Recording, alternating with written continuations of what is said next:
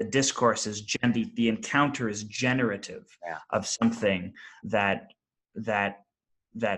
emerges as a consequence of the participants submitting themselves to it. Yes. Yes. And that's right. Yeah. That openness to submission. That's right. That openness to submission. And I think that difference again harkens back a little bit to a dichotomized relation between an idolatrous relation and a symbolic relation, right? The idolatrous relation is conceived in thingness, to have or not to have, right? And this is where sort of Buber's idea of I, thou, and Fromm's idea of the being and the having modes kind of interlock, is this idea that we have to shift ourselves into being, which is a fundamentally symbolic shift, in order that we might play through ourselves and be played, right? Play, I think, is the characteristic behavior of symbolic identification, right? Because you neither wholly identify nor wholly disidentify, right? So there's this, you're straddling this interesting bivalent identification. And I think that's what a lot of like really good games train us to do, right?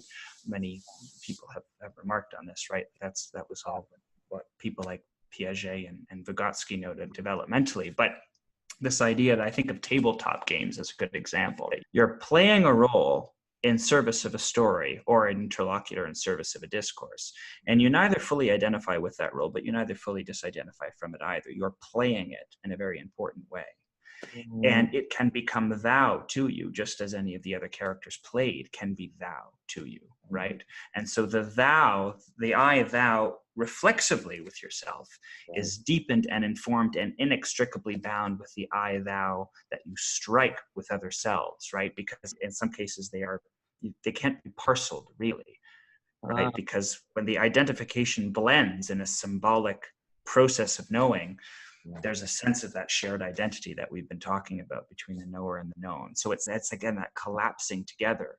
Whereas in that idolatrous relation, it's something that you're holding aloft in front of you, ossified, opaque, right? Not to be seen through. John and Paul recently had a conversation where they were talking, right? Not to be seen through. What is the other option? Is not to be seen through, but to be opaque so as to carry on.